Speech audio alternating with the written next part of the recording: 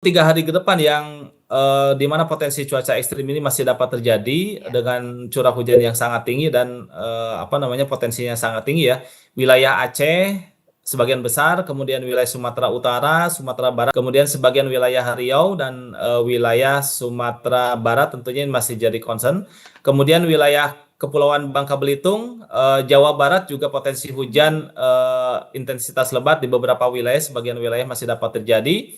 Kemudian NTB dan NTT wilayah timur ini yang mewakili potensi hujan untuk 3 hari ke depan intensitas sedang hingga lebat masih dapat terjadi. Langkah mitigasi dengan menggunakan operasi modifikasi cuaca itu sudah dimulai dilakukan di beberapa wilayah di utara Pulau Sumatera ya, yang untuk mengantisipasi potensi cuaca ekstrim.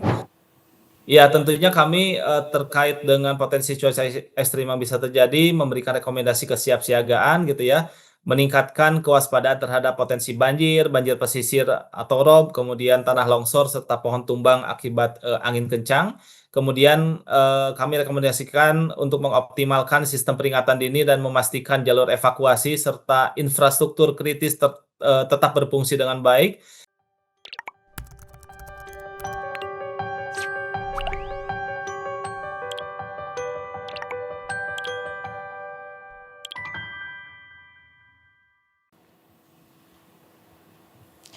Halo Tribuners, kembali dengan On Focus Tribun News bersama saya Apvia Tiokoni Billy. Tribuners, Kabupaten Tapanuli Tengah di Sumatera Utara dilanda banjir sejak Selasa 25 November 2025 kemarin hingga hari ini Rabu 26 November 2025.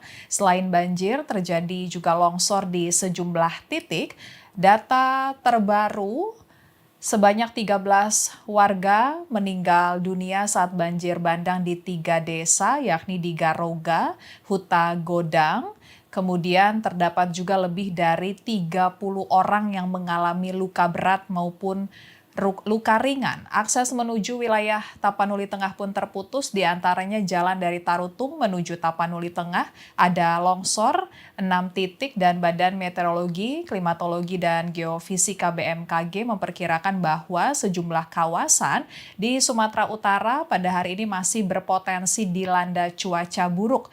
Tingginya curah hujan di beberapa wilayah Sumatera Utara diakibatkan adanya sistem tekanan rendah di sekitar Selat Malaka yang memicu pertemuan dan belokan angin yang cukup signifikan di wilayah Sumatera Utara, dan tidak hanya di Tapanuli Tengah banjir juga terjadi di wilayah Sumatera lainnya seperti di Padang Pariaman dan di Aceh Utara. Ya, Tribuners, untuk detailnya kita akan membahasnya dengan Ketua Tim Prediksi dan Peringatan Dini Cuaca Khusus Badan Meteorologi, Klimatologi dan Geofisika BMKG, Bapak Miming Saipudin yang malam ini sudah tersambung dengan kita melalui Zoom.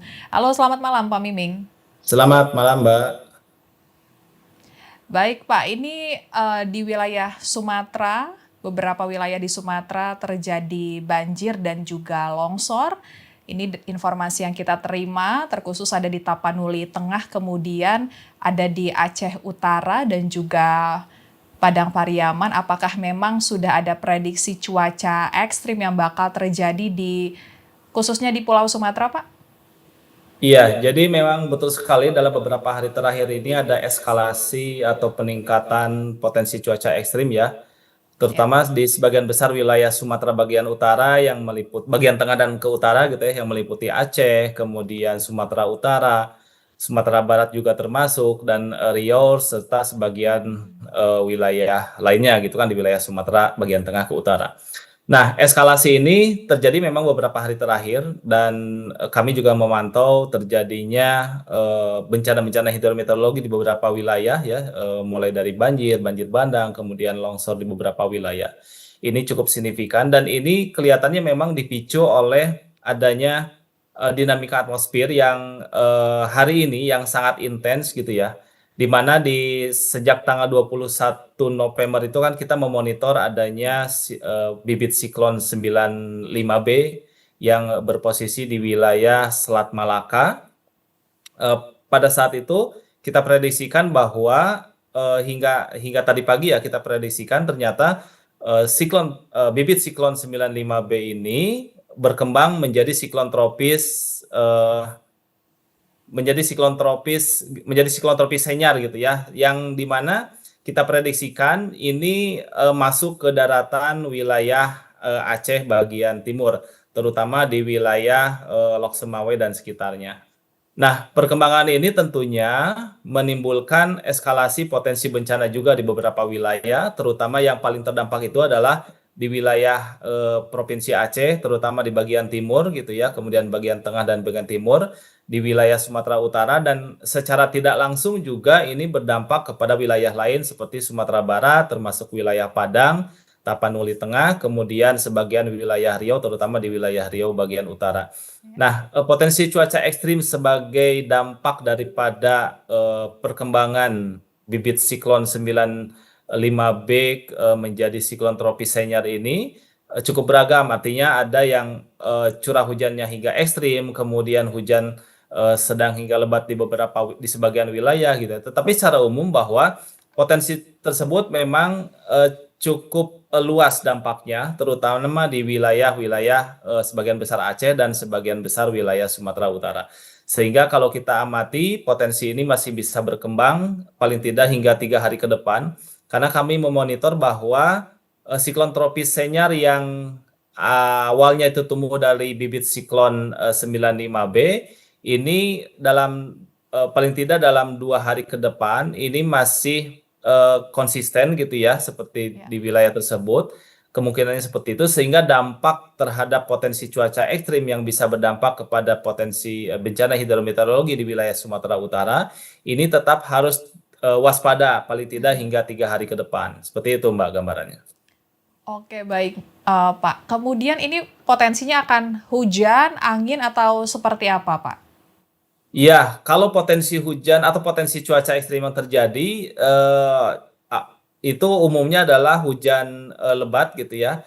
Tetapi di beberapa wilayah sejak hari kemarin kami memonitor ada curah hujan hingga ekstrim bahkan lebih dari 300 mm dalam 24 jam, terutama di wilayah Aceh bagian timur ya, yang terdampak langsung dari adanya siklon tropis senior ini.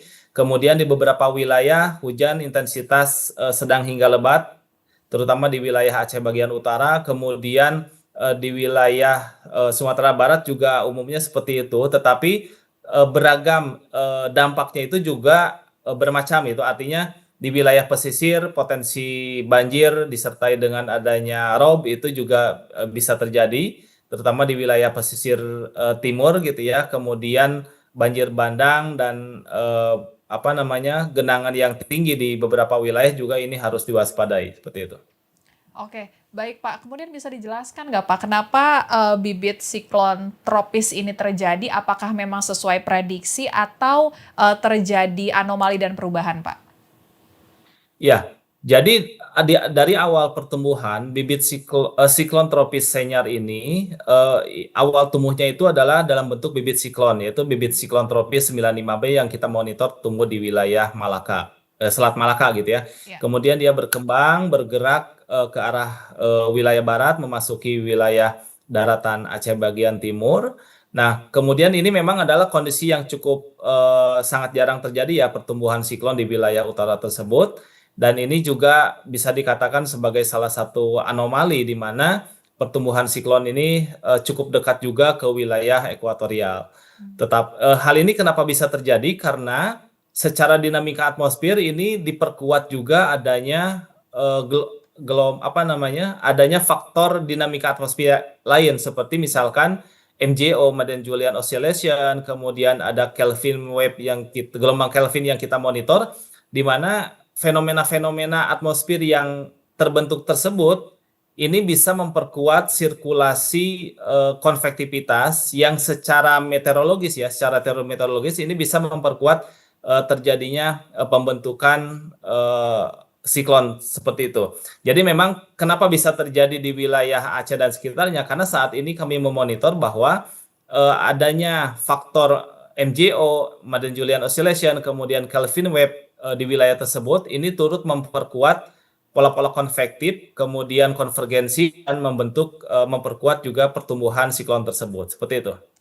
Baik Pak, apakah ada potensi siklon tropis ini juga terjadi di wilayah-wilayah lain, mengingat kita juga nanti, sekitar sebulan lagi akan terjadi banyak perpindahan masyarakat ya, Pak, mengingat ada libur Natal dan Tahun Baru, sehingga harus diwaspadai juga, Pak?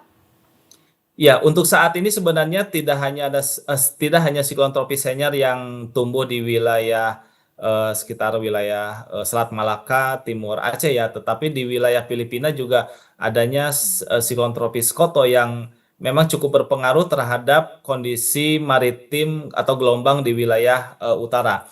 Tetapi untuk yang perlu dipahami di sini bahwa, kita memasuki periode musim penghujan di akhir tahun ini, dimulai di sebagian besar wilayah ya, di bulan, Desember, Januari, Februari. Kemudian disertai juga bahwa kita menghadapi periode, musim pertumbuhan siklon tropis di wilayah selatan, yang notabene di periode November hingga April ini adalah periode-periode pertumbuhan siklon di wilayah selatan. Artinya di wilayah selatan Indonesia seperti di Samudra Hindia, kemudian selatan NTT dan wilayah sekitarnya. Sehingga potensi cuaca ekstrim akibat siklon tropis kemungkinan tumbuhnya ini masih harus diwaspadai di periode-periode hingga April mendatang, seperti itu. Oke, hingga Jadi April ya? kewaspadaan cuaca ekstrim di periode Nataru yang di akhir tahun ini tentunya ini juga tetap harus diwaspadai karena setelah periode TC Senior yang diprediksikan dalam beberapa hari ke depan kemungkinan akan punah gitu ya. Tetapi potensi cuaca ekstrim akibat adanya penguatan monsun yang bisa meningkatkan potensi cuaca ekstrim di wilayah selatan Sumatera, kemudian Jawa dan sekitarnya ini juga tetap harus diwaspadai di Ya. periode-periode Nataru, kemudian di periode-periode memasuki awal tahun seperti itu. Oke. Pak, kemudian, siklon tropis yang terjadi di bagian Sumatera kawasan utara ini, Pak, karena tadi prediksinya beberapa hari saja ya, Pak, ya, apakah sudah perlu dilakukan juga seperti rekayasa cuaca atau apa yang paling berbahaya dari, kondisi ini, Pak? Iya, langkah mitigasi yang dilakukan oleh BMKG berdasarkan, laporan yang tadi disampaikan oleh pimpinan juga menyatakan bahwa, apa namanya, langkah mitigasi dengan menggunakan operasi modifikasi cuaca itu sudah mulai dilakukan di beberapa wilayah di utara, Pulau Sumatera ya, yang Ya. untuk mengantisipasi potensi cuaca ekstrim.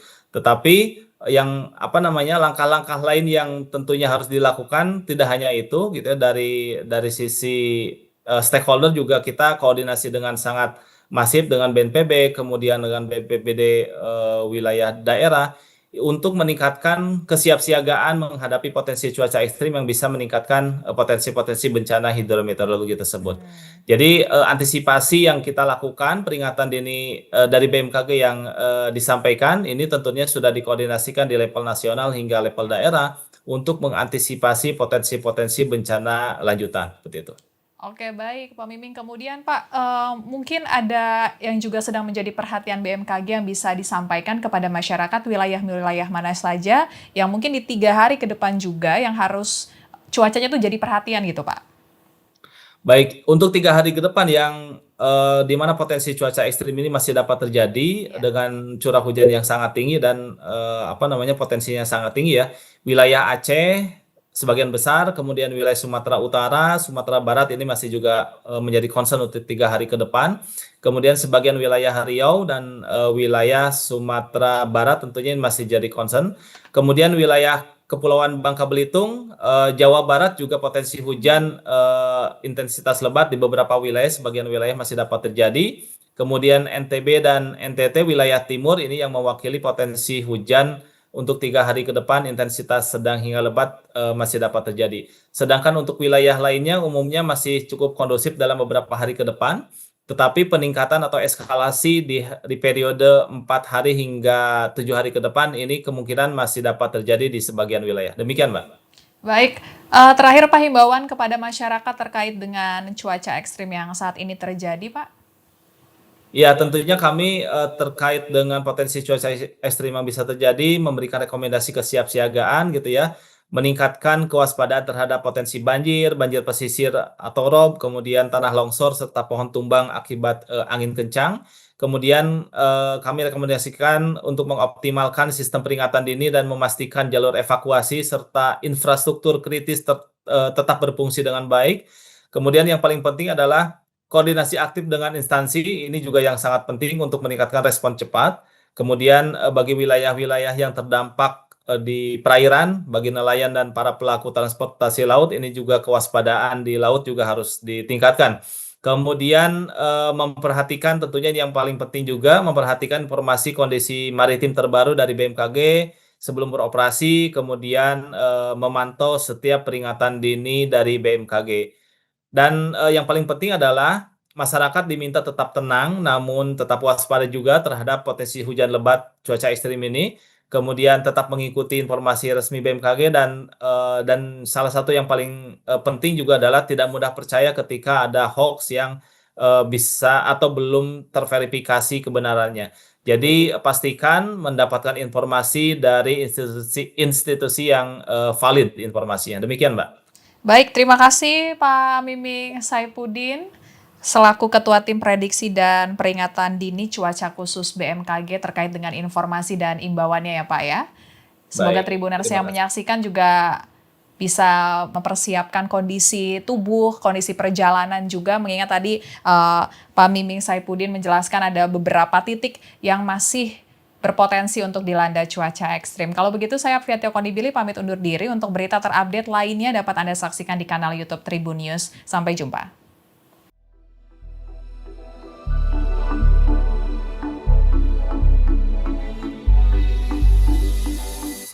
Terima kasih sudah nonton. Jangan lupa like, subscribe, dan share ya.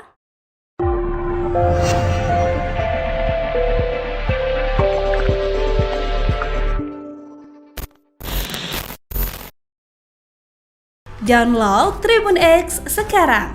Menghadirkan lokal menjadi Indonesia.